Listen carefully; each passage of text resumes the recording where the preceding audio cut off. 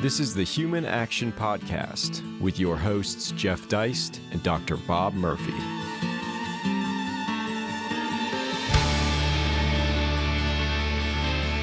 Welcome back, everybody, to the Human Action Podcast, joined, as usual, by my co-host, Dr. Bob Murphy. Bob, how you doing? Good, Jeff. How are you? Well, I'm not doing as well as the people in Davos, who are just wrapping up their annual meeting this week in Switzerland. And so, of course, since at least ostensibly their name is the World Economic Forum, we thought we would take a look at the economics coming out of Davos and their recent report, their chief economist's outlook, which forms some of the backdrop for the meeting this week. A couple quick things, Bob. First of all, people need to understand that this is a member organization. This is an NGO. This isn't a treaty organization. This isn't a global trade body. This isn't the World Bank or the IMF. This is strictly a voluntary membership organization. It has no governmental status. It's an NGO. And second of all, Bob, from my perspective, it seems like very little of what they actually do and promote is economics per se. A lot of this is sort of broader social engineering or futurism or however you want to characterize it. Yeah, I think you're right. So Klaus Schwab, the head of it, he does have a PhD in economics, but you're right. I think he also has one in engineering. Yes. But yeah, I agree with you that it's not so much like and here's what the growth is going to be in this thing and like that. It's not just they're giving economic reports. I think you're right. So this is actually one of the rare ones, I think, in terms of the kind of thing they put out. Yeah, normally it's here's the backdrop of what we project about the future, and then how can we harness this tide to meet our social objectives and do good for humanity and that sort of thing. Well, there are several sources out there where you can find the list of attendees, so this isn't particularly secretive. It's not like a Bilderberg conference or Bohemian Grove or something like that. And a lot of the attendees are not economists. These are corporate people, government people, political people. And a lot of them are not necessarily elite per se in their personal financial life or whatever. There certainly are wealthy elites there. So I guess we'll start with the idea of globalism and globalization, which are two of the big themes, of course, driving these kind of NGOs. And the WEF gets a lot of pushback and grief, I think rightfully so, over their position. I'd like, I guess, to start to distinguish between two kinds of globalism. One, I think, is bad, which is political NGO, social engineering type globalism, and one which I think is largely good, which is economic globalism, which is trade of goods and services across borders as seamlessly as possible with as low tax burden as possible. So two different things. But Bob, just indulge me real quick. I think back to when I worked for Dr. Paul in Congress. Before he got back in the mid-90s, actually 1994, Congress passed the GATT agreement, the General Agreement on Tariffs and Trade, which came out of an older 1947 agreement. Now, when I say passed, I mean it wasn't a treaty. GATT's a little murky. People treat it like a treaty, but treaties are approved by the Senate only. This was voted on by the House and the Senate, and so the United States became a participant. Out of that came the WTO, the World Trade Organization. And so at the time, of course, a lot of libertarians, a lot of free market people were promoting and touting this. Hey, this is great. This is going to reduce tariffs. This is going to reduce poverty. This is going to increase global GDP and global wealth. And there's truth to that. However, they also were very dismissive and poo-pawing of any concerns about sovereignty or about people within the United States being able to impact the rules in which they live under, like when you vote for city council. WTO is very far-flung. There's many steps between an average person and what happens there. So Ron Paul was given some grief by the Cato Institute types and all this for raising this question and saying, hey, we're actually giving away some of our sovereignty, and free trade doesn't need these complex hundreds of pages agreements. On the contrary, you could just have a simple a sentence, a bilateral agreement between, let's say, the United States and Germany, which says, these two countries agree to have no tariffs on each other's steel, right? You could just have something like that. But here's what happened, and forgive my digression here. The United States used to have something called a Foreign Sales Corporation.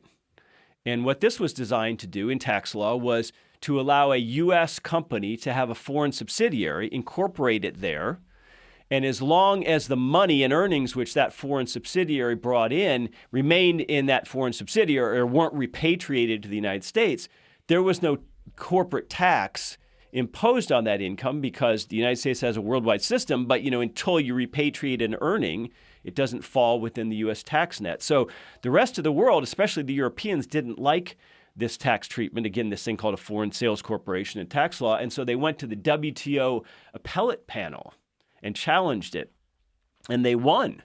The appellate panel ruled that this was an unfair, but they actually used the term illegal subsidy under the rules of the WTO. And the Cato types had been promising us, no, this isn't about legality. It doesn't bind the U.S. to do anything. It's just that we don't follow the terms of the WTO and GATT, then the other groups involved, let's say the complaining European nations can drop their own requirements in this area. So it's true that the WTO itself doesn't have power to override U.S. law, but in practice, when the WTO appellate panel ruled against us, formerly very powerful then chairman of the Ways and Means Committee, Bill Archer, followed a year later by Bill Thomas. This is the early 2000s. These were powerful guys on the Hill. They came back to Congress and said very dutifully, hey, look, guys, the WTO said our Foreign Sales Corporation treatment is an illegal subsidy, so we got to change it. And they did change it. So, back then, what we think of as globalism, it was still at least somewhat rooted in, or at least there was still lip service given to the idea of the individual sovereignty of the nation states involved in these global movements. And second, the idea that maybe you would accomplish them through a treaty, which shows agreement or democratic acquiescence to this global project. And GATT, again, wasn't quite a treaty, but nonetheless, Congress did approve it. So that's the 90s. So fast forward to today, and if you look at the tenor of the World Economic Forum, they're not talking about treaties. They're not talking about, do the member states agree, or what about sovereignty? They're viewing these, sovereignty as an irritation, as something to be overcome. So there's a real shift today towards this sort of assumed, everybody knows approach, that this is the way we're going. And the idea that the United States or any other country would muck up this future by worrying about their own citizens or their own sovereignty, I think is just completely gone today. Yeah, I'm glad you made that distinction. So I got a lot of things to say in response. That it's, for one thing, it's very refreshing because normally Austro-libertarians are just all theory, but you're actually referring to history and tax law and stuff like that. So it's a breath of fresh air, Jeff. Tax law is my animating spirit animal, Bob. It keeps you up at night, right? It does. A lot to say. One thing, just a quick tidbit, as I believe I have these details where I think what happened when in the environmental stuff, because there's a lot too with these like international environmental agreements, that I think the Kyoto Protocol was actually a treaty, and then it got held up in the Senate or something, and so that's why it's not a Paris Climate Treaty, it's an agreement, so that way the Senate didn't have to ratify it because they knew, depending on who was in the White House and whatnot, like it could be a problem. So I do remember those distinctions coming up. Also, a treaty requires 2/3 of the Senate. You're right, yeah, exactly. And so it's. And yeah, just more generally to the point, that distinction you were making, it is sometimes funny because, yes, in our circles, especially nowadays, like to call someone a globalist is a smear, right? Like that's a bad thing to be. But yet on the other hand, there is a sense in which, certainly Rothbardians would think if the whole world just used gold as money, that would be good. It's a one world currency or something, or one world money. I would just say most libertarians probably consider themselves globalists in the sense of a universal, globally applicable liberalism that they want worldwide. I object to the term in the political sense of it. Right. That's what I'm saying. That there is a sense, and too, like the vagaries of laws. Like I think most libertarians would think. So again, certainly anarcho-capitalists, that if you had market-based law, that the rules for like what happens to you if you commit homicide would be much more uniform across the globe in that kind of a world than it is right now, where things differ even drastically from state to state. And so yeah, I think you're right that there is a sense in which some of what today's elite globalist one-worlders are after, you can see where they're coming from. There is a certain affinity between, but I guess maybe it's partly a distinction between the means and the ends. But you're right. What the WEF wants to do, I mean, they have people like arguing that sovereignty is obsolete, the attitude, and you certainly see this too in the environmental arena, that the idea that Donald Trump could just get elected because of some quirk in our electoral college and pull the U.S. out of the Paris Agreement and doom humanity to extinction. That's unacceptable. We can't have, and Klaus Schwab in one of his books, I think, talks about, I don't remember the exact wording, but saying that no one would be, like, if you just had each individual country setting its own policies, then nobody is in charge of global policy, like that kind of attitude. And so that you're right, that it's when they talk about a global system, or we're all humanity, from a religious perspective, yeah, obviously, national borders aren't that big a deal in the grand scheme of things. But yes, in this context, and when a lot of people who probably listen to this podcast object to like a one worlder like Henry Kissinger, yeah, what they mean is, it's not that we're fans of democracy and each nation voting for its rulers and its policies, but that's a lot better than, like you say, multinational corporations behind the scenes buying off individual government officials and installing them, and or overthrowing some regime if they don't like their policy towards U.S. imports or something. Like that's the worst too. One last thing I'll say too on the free trade stuff. When I was younger, I remember I got the Rothbard collection the Mises Institute put out called Making Economic Sense, and he argued against NAFTA, and I was in high school at the time, and I was surprised because I thought, oh no, isn't Rothbard for free trade? And it was only as I got older that I understood better the point he was making. So yeah, originally I was all for NAFTA because I thought, don't we know since Bastiat that free trade is good? Right, and the politicization of trade is of course the fly in the ointment, and sovereignty may well be obsolete. It may be headed the way of the dodo bird in the 21st century. I would suggest that's more likely if the 21st century is wealthy and prosperous, versus if it's full of wars and economic problems. I would suspect sovereignty might raise its ugly head again, as it did during COVID. But the point is, for me, at least back in the 90s, they were still pretending to ask. Whereas today, these WF types, they're not asking, right? They're not asking anyone. They don't care what the individual constituencies in the United States think about their plan. So the question becomes, who the hell are these people? I mean, NGO, why are we talking about the WEF? Who are they? Why do they have so much power over us, seemingly? And you get that sense when you watch some of the video clips from this week past. There are a lot of sort of Marie Antoinette, let them eat cake moments. Like, people are going to need to understand that we're going to need to track their bodies when it comes to vaccines, that sort of thing. Right. I don't know if you saw this clip, Bob, where one woman was talking about how, hey, every 30 hours during the last 2 years of COVID, a new billionaire has been minted. And this was not viewed as a bad thing, which the more populist types might, or the more left the more left economic types might. It was viewed as like, hey, this is a happy thing. And she even pointed out, a lot of this was in the arena of pharma. And they know that this stuff is public.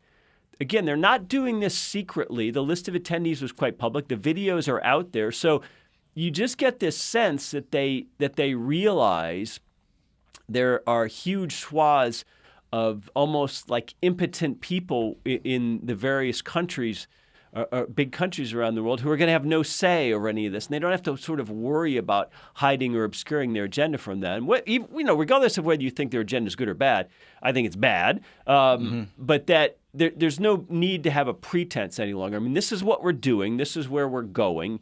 You're going to eat bugs because we can't farm enough cattle or whatever it might be. And, we are the anointed ones here to talk about it. So it's interesting that the seemingly more egalitarian left is also somewhat in bed with this very anti-democratic, elitist a globalist set. And those two things seem hard to square. Right. And just to circle back to what you were saying there, yeah, I think that is their technique. Is they talk as like I guess in marketing what's it called, like talking past the sale. Like somebody at a car lot and the guy's saying to you, okay, so what color do you want? Or now, do you want the warranty extent? Not do you want the car? Like he's just taking it for a given that you want, and then we're just talking about stuff that little details afterwards. And you're right, like the infamous one where the WEF said by the year whatever it was 2030 you will own nothing and be happy. Mm-hmm. They didn't say, hey, our proposal is, what if you rented everything and actually that would be efficient and mm-hmm. So should we work towards that? No, mm-hmm. They were just telling you this is what the future is going to be. Mm-hmm. Into like this sense of, and if you watch not just their clips from their conferences, but like the ones they put like sort of documentary type clips for the public, little explainers on the WF's YouTube channel, that's the flavor of all of them. They're just telling you matter of factly, this is what the future is going to be. This is coming. And the only issue is, are you on board with this or not? Are you going to be with the change, or are you going to be an outcast, who digs your heels in? That's I think it's similar to how like the progressives, like they call themselves progressives. Like there's that mentality that no, we're with the future. So obviously we're in the right because our views are the ones that are going to take over. So yeah, there is that element, and I think you're right too that by getting all of these powerful players seemingly on board and getting them on script and on message, particularly for the heads of smaller countries, members of parliament or prime ministers, and Klaus Schwab gives talks to a lot of people in the Middle East and has like a system like that rates their government in terms of efficiency and stuff. And it's not like a crazy rating too. It's not like how many heads have you chopped off. It's stuff that, kind of makes sense. Yeah, if you were going to rate government efficiency, these are things like rule of law and blah, blah, blah. So they're not crazy criteria, but yet that from their perspective, Klaus Schwab does, in a sense, have more power than they do, even though he's not, like you say, the head of any state. But because he's so connected and seems to be in charge of the agenda, or to know what the agenda is going to be, that, yeah, there is a certain inevitability to his proclamations. And it's like, we would better be on the good graces of this guy because he's telling us what's coming. Well, socialism was treated as a scientific inevitability. Mises wrote a lot about that in 22, right? 100 years ago.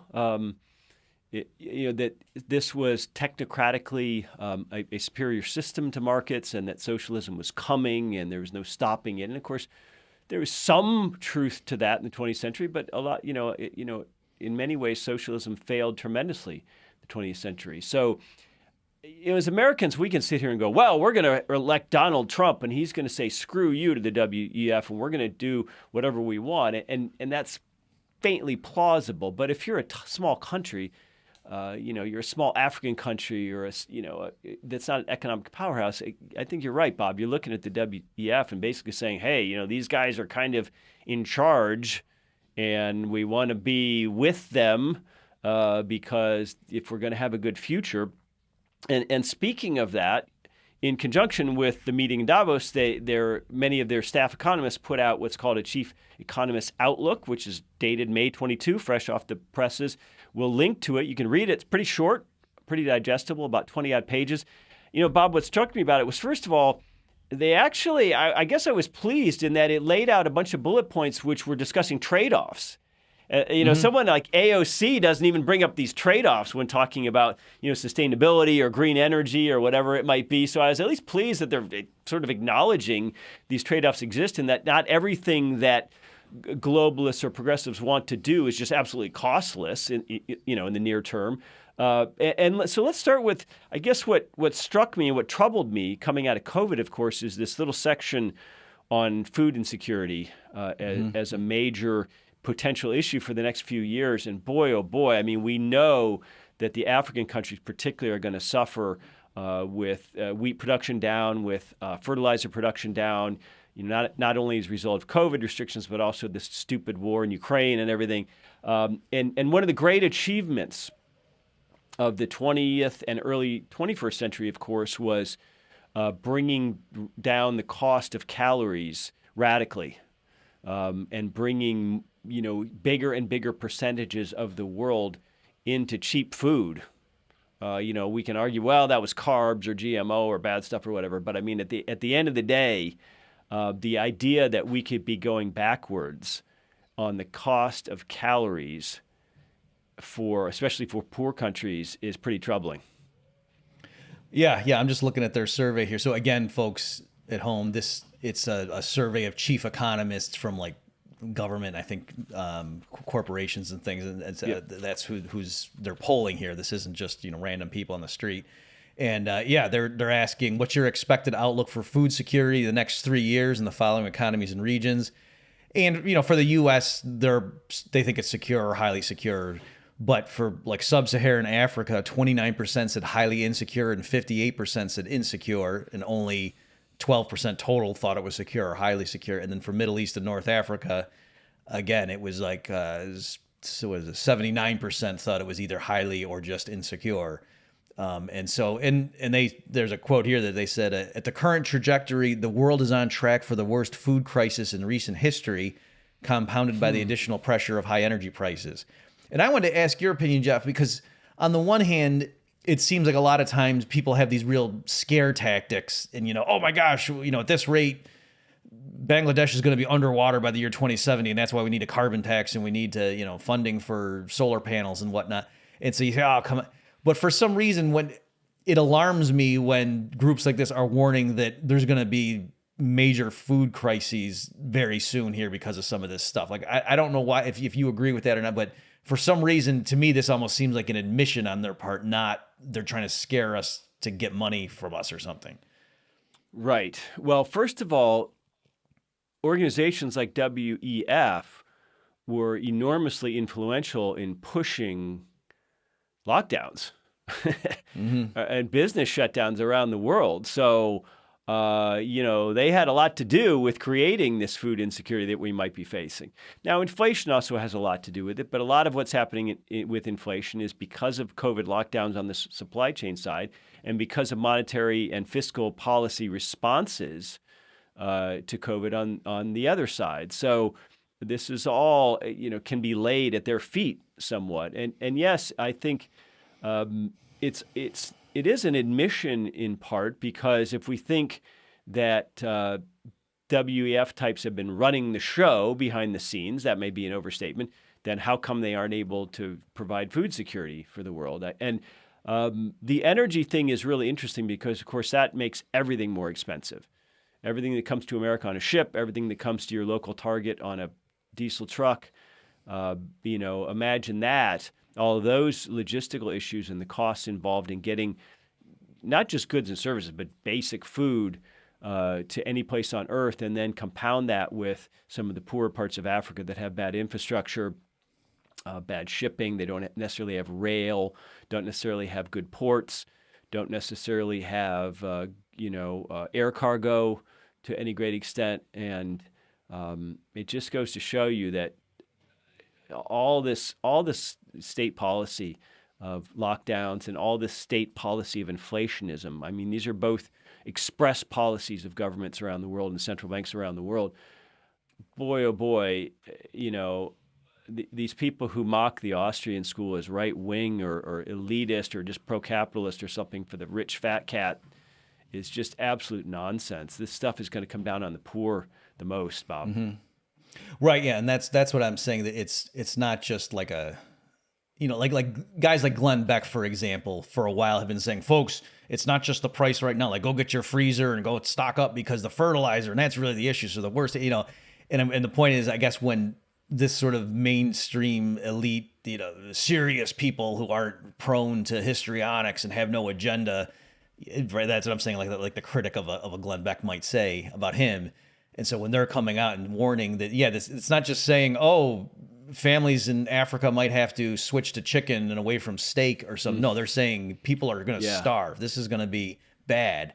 That it does make it, more tangible, and like you say, partly because they're not a fringe group casting stones on the leaders and saying this is why we should be in charge, since this is the result of policies they have, either that they've done or they failed to see this coming, or, they overshot with inflation, however you want to describe it. But this is sort of an admission that they screwed up. Like, and that's what I mean. For some reason with this one, I don't feel like they're trying to fearmonger. I feel like they're grudgingly admitting, ooh, yeah, this is happening, and there's nothing we can really do except try to cushion the blow right now at this point. Well, maybe we should have sent $40 billion worth of food pallets to Africa instead of weapons and defense contracts to Ukraine. I don't know. But, related to this is there's a trade-off bullet point in the report that says, coming out of COVID and coming out of supply chain disruptions, there's going to continue to be a greater rollback of globalization in terms of workforces, labor force, also in terms of supply chain, just because businesses and countries are still a little gun shy about the more heavily globalized supply chain. So they'll be seeking to have more things done, perhaps domestically, to just safeguard their own citizens against shortages, whether it's pharmaceutical products or food or whatever it might be. And that struck me as an interesting admission because it's contra their expressed goals. And, from the Austrian perspective, of course, we have all in the West, we've benefited tremendously from a global supply chain of globalized manufacturing, globalized shipping, globalized distribution, just-in-time inventory systems. These have all made an incredible array of goods and services much cheaper and much more broadly available to us. And even, less affluent folks have benefited from this. This is a huge victory, an achievement for mankind. But we have our critics on this unmitigated free trade on the right and the left. And I recall, whenever there is a crisis, an economic crisis, a war, a terrorist event, now a virus, a lot of critics say, see, you guys, you're so dependent on this fragile just-in-time thing because you're so decadent and rich. You need to be more self-sufficient at home. You need to be manufacturing at home. We don't even make aspirin in this country anymore, that sort of thing. And it's a real challenge. I think it's a question that needs to be answered. I remember distinctly after the Japanese tsunami, I believe it was the day after Christmas, Boxing Day, and I want to say it was 2011. I hope I'm right. And of course, this led to the problem with the Fukushima nuclear plant and all this and that. But for a good 6 to 12 months after that event, for example, Honda dealerships in the U.S. were strapped for both parts and new vehicles because a lot of those Hondas came out of Japan itself. And I remember Pat Buchanan, who is an economic nationalist and an economic protectionist and a critic of what we would consider, I guess, libertarian or laissez-faire economics on the trade side, at least, came out and said, look, see, this is the kind of thing that happens when you rely on Japan for so many of your cars and parts to those cars. We ought to be building those cars here. And I remember thinking, that's a good point in many ways, and libertarians or free market types ought to do a better job of responding to that point. And we see it again during COVID now, I think. Right. Yeah. So you're right. I agree that is a more sophisticated objection to free trade than some of the cruder stuff, like, oh, it'll ship jobs overseas, or like that's like old school mercantilist ideas that are pretty obviously fallacious. That's a more sophisticated one. So I guess the way I handle stuff like that is to say, yes, there are issues of, if you're too reliant on a particular supplier, but you don't make the community more nimble and alert to those possibilities by having politicians come in and, pass regulations. Like, to give a silly analogy, you wouldn't say, hey, we should pass a law forcing people to have a spare tire in their trunk because, after all, your tire could blow out and you need to be ready.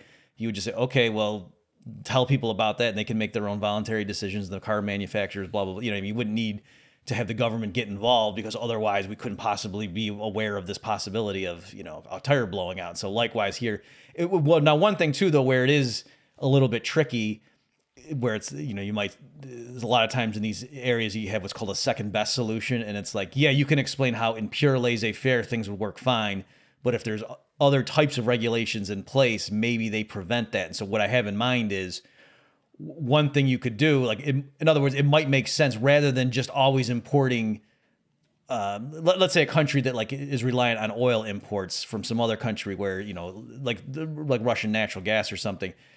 So one thing would be, we just develop our own things or just totally go green and whatnot and get up. Or a different thing would be, why don't we have huge stockpiles domestically of import it and stockpile it when times are good. So then if there is a temporary disruption, but to make that work and to have the right incentives, you should be able to quote price gouge in a situation like that. Mm-hmm. Then that would give you the incentive to stockpile a huge amount, knowing, in case there is a total disruption and prices double, then we have built up over the years this huge stockpile, and it makes sense because now we can sell at the high prices. But if then you're going to be hit with, a consumer hotline, tell us if you see your local gas station or your natural gas supplier's price gouging, well, then no one has the incentive to do that in the private sector. So there is that, I can say, yes, there's no advantage to giving politicians the ability to tell companies how to be better prepared for supply disruptions. But if we're not operating in a Rothbardian environment, then there are specifics where there might be other types of regulations that prevent the market from dealing with it. And so it's hard to say, actually, are we more or less vulnerable depending on the specifics? Well, it's also important to understand that we shouldn't be utopianists. Economics is about trade-offs. So when you say, this is great, we have a global just-in-time delivery system. And as a result of that, and the result of specialization around the world and differences between people, this is what globalists get wrong. The reason we trade is because people are different. They have different comparative advantages, different skills, different tax and regulatory environments, whatever. For a while, that made China a much cheaper place to manufacture stuff. That's changed a bit now. But so we took advantage of that. So it's our differences that make us trade. Not all that. If everyone just produces widgets at the same cost, we wouldn't be buying widgets and putting them on boats from China. We just make them in Texas. So I think sometimes we forget that comparative advantages and differences between people, between aptitude, between countries, that's what drives trade, not sameness. And globalization, to me, is an attempt to impose sameness in many senses on the world. But beyond that, just-in-time global delivery has trade-offs. Libertarians and free market types ought to be more honest about that. Look, there are trade-offs. We want the wealth of buying cheaper and cheaper stuff from all around the world, made possible by not just digital communications, but also global shipping and such. Okay, that's great. But the trade-off is, if there's a hiccup or a disruption, we're going to be without certain things for a while because, like chips, which are made in Taiwan, which Ford F-150s apparently need to go Zoom, then that's the trade-off. There's always a trade-off, but we think we're overall better off. And in my opinion, we're definitely overall better off. And but this idea of second best, I think, is important. We got to get off this hobby horse of pretending that markets are magic. Markets just help us muddle through with the best possible information and the best possible incentives relative to your example of government passing a law that says we've all got to have a spare tire. But they're not perfect. Markets aren't perfect, and of course, that sort of starts and ends for us, anyways, Americans, with the dollar, which we use, which we're very fortunate and privileged to use as our currency, and the world is not so privileged and forced to use as its reserve currency. So, Bob, let's talk about this section in here about the prospects for the dollar. I thought it was pretty interesting. Right, yeah, they let me look at my notes to get the exact percentage, but right, yeah, they say that, so this is on page 14 for those looking at home, that they surveyed these chief economists, and I think the specific question was, what's the U.S. dollar's stance as the world's reserve currency 3 years from now? And 75% said the same, but 25% said it would contract. And so, I personally think it's, I'm more pessimistic about the fate of the U.S. dollar, but again, the 3 year time frame, it probably would have been different numbers if they had said 10 years from now. Mm-hmm. But in any event, like this, again, this is the thing. It's filtering out more and more into mainstream circles. It was like a lot of gold bug types in 1971 said, that's it, the US dollar's dead tomorrow. And that obviously they were premature in that call. But I think more and more people are seeing, and also too, and the specific thing too, what they mentioned here, they weren't just saying because of the aggressive monetary policies of the Federal Reserve, they were saying how the U.S. is, quote, weaponizing the dollar now, like in the situation with Ukraine, and I've seen that in one of Klaus Schwab's books, he was talking about that. So it's, and I think partly it has to do with what you were talking about earlier, Jeff, how it's kind of, if they have their fingers in things around the world, and then they don't like having a strong United States. And to me, that's the way to understand a lot of this. Doesn't it just seem like a lot of these, multinational NGO types, the things they recommend just systematically always weaken the United States? Like, why is that? And I think that's partly what it is because if it's a big global superpower, they can upset everything. And so if you can contain them and say, oh, you got to, comply with the WTO or the Paris Climate Agreement and you're part of these organizations, then that kind of hems them in. So the U.S. president actually isn't as big a deal to them.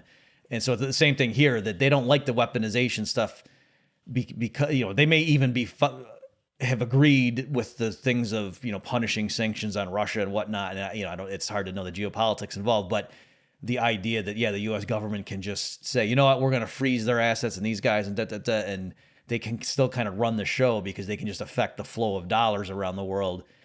That I think the WEF types don't like, because again, then that means whoever the U.S. president and Congress are still can kind of do whatever they want and upset their plans. Whereas if you shrink the role of the dollar. So in any event, I think a lot of groups are realizing that this ability of the U.S., whether you agree with the particular moves in this cycle with respect to Ukraine and Russia, that they can just come in and unilaterally just start punishing people without a trial or anything and just freeze their assets because, they're bad guys helping Putin. Like that's scaring a lot of people, and they're realizing this is not a great situation going forward. Well, I was struck by their discussion of the dollar is the world's reserve currency coming out of Bretton Woods. Something like 90% of countries around the world used it as their reserve to clear transactions. And then now it's dropped to just a little more than 50% because the euro has risen, the yen has risen. Some other currencies are now used as well. And nobody in the U.S. seems to be accusing the Eurozone of weaponizing the euro against us and taking away somewhat of our reserve status. I also would note that as the U.S. has become more profligate with its deficits, we have been able to basically export inflation worldwide by selling treasury debt and then papering over, monetizing the debt with dollars, which the rest of the world is forced to hold and use. And so as our debt and deficits have grown, our percentage of the dollar's percentage as the world's reserve currency has shrunk. And I suspect that's not, that there's a correlation there, that the rest of the world is sort of nervously trying to back away from the dollars issued by this insane war-making spendthrift bully called the United States of America. So that that makes sense. But I also noticed that the report points out that, and this is kind of sick, that shocks like Putin's invasion of Ukraine, shocks like COVID-19 back in March of 2020, these things tend to help strengthen the U.S. dollar, both in terms of its forex trading against other currencies, but also in terms of its use as reserve currency, because it still remains a perceived flight to safety for holding cash relative to other currencies when things are bad. And so a conspiracy-minded person would say, gee whiz, maybe the United States kind of likes it when really bad things happen, because some people pointed out that the Fed was really trying to taper off its balance sheet in the fall of 2019.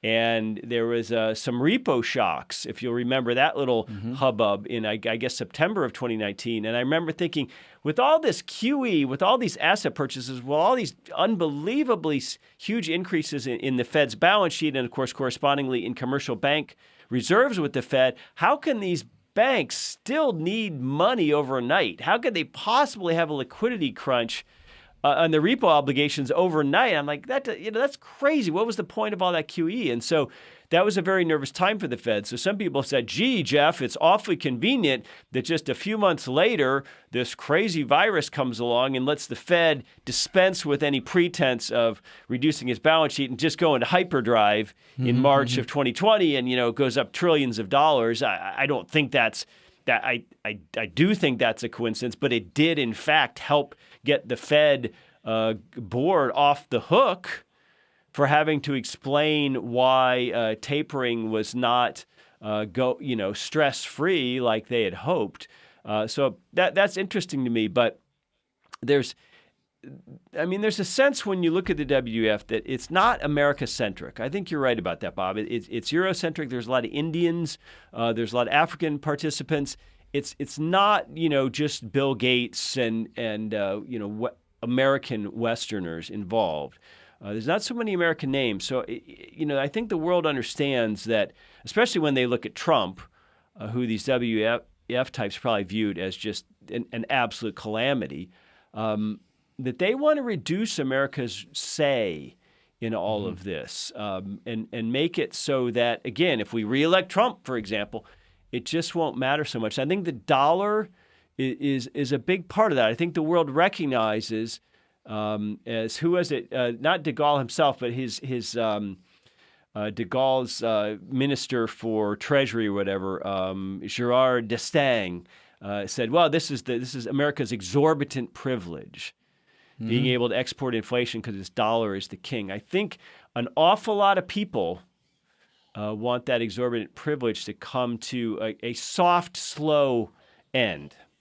Yeah, I think you're right. And just to give a quick economic intuition for the viewers at home, that it's the way it works. Intuitively think of it this way, that if people around the world hold dollars as reserves, then the U.S. can print up money, send them abroad, and they're not just going to send dollars to people to foreigners for free. They got to send them cars and food and textiles and whatnot, other goodies.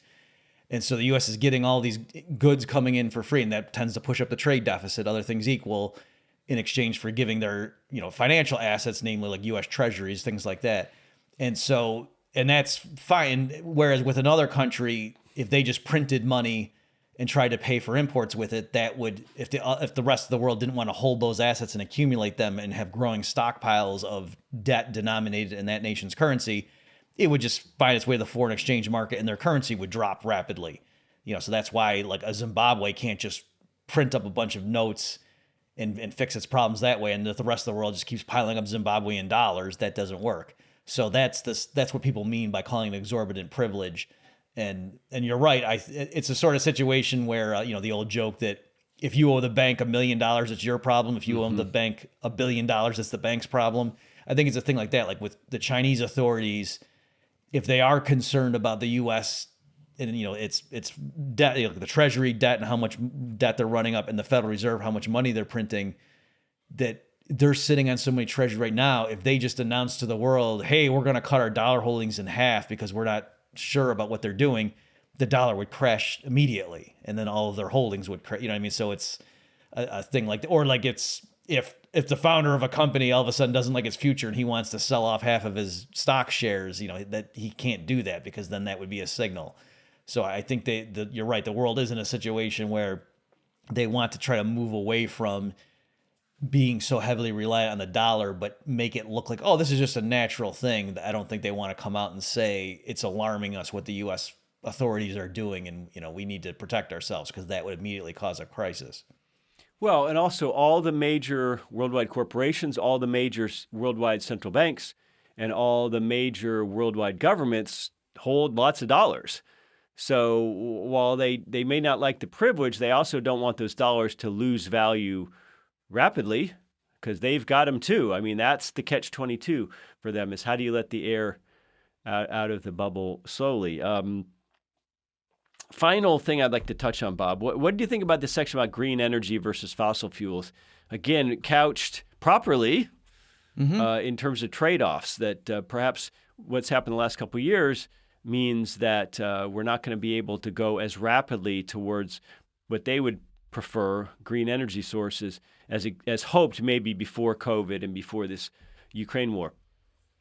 Yeah, my reaction was the same as yours, Jeff, that this whole thing, and they even had, and trade-offs between like, oh, if we raise interest rates and, that's going to wreck things. And, so but they also said we can't just let inflation run rampant because that will hurt long-term growth. So, not as refined as Rothbard or somebody would be in terms of like understanding that, oh, it's the previous boom period that sowed the seeds for the bust, that sort of thing. But you're right. They're decent economists. They understand trade-offs. And likewise here, I was pleasantly surprised to see, these respondents, particularly for sub-Saharan Africa and Middle East and North Africa, what is this, like 59% thought the way to achieve energy security would be to rely more heavily on carbon-intensive sources.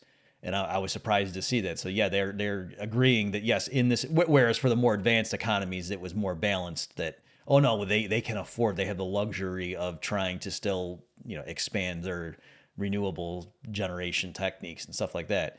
So, right, they are admitting that right now, and because it was couched as the next 3 years, this situation with, the food insecurity and that sort of some of these poor regions, they can't be messing around with windmills right now. Like the important thing is we need to get affordable energy to these people.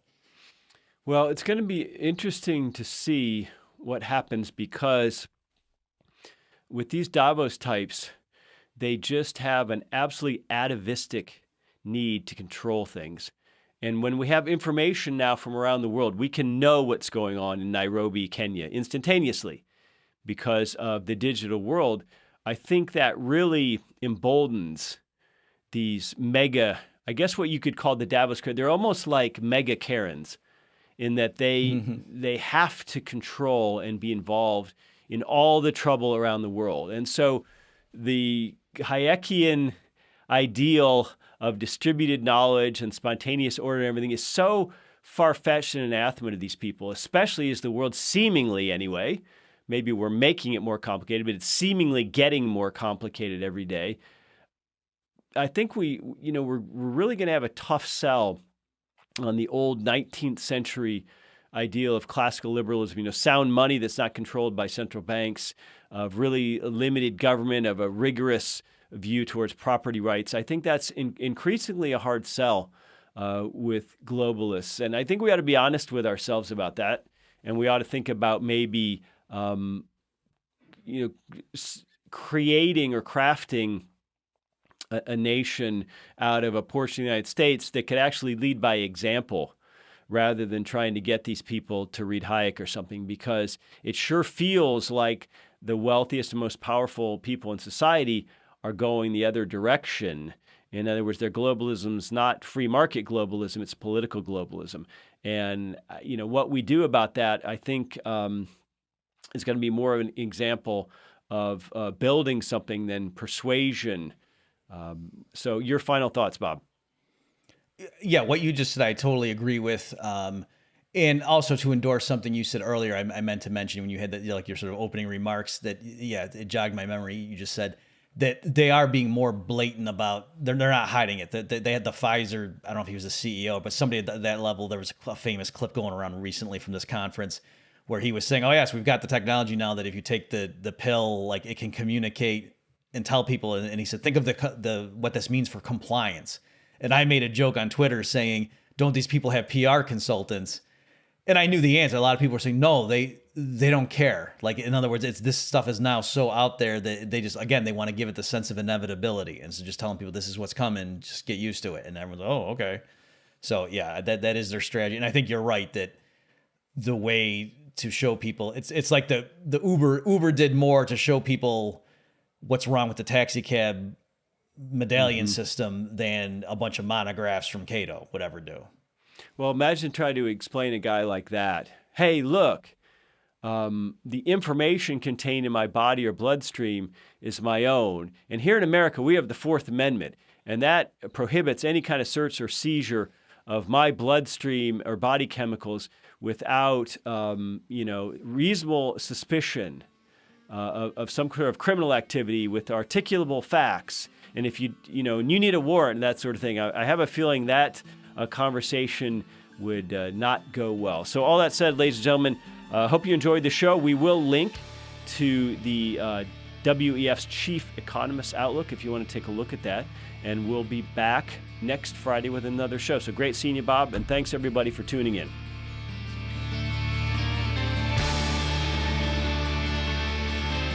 Check back next week for a new episode of the Human Action Podcast. And in the meantime, you can find more content like this at Mises.org.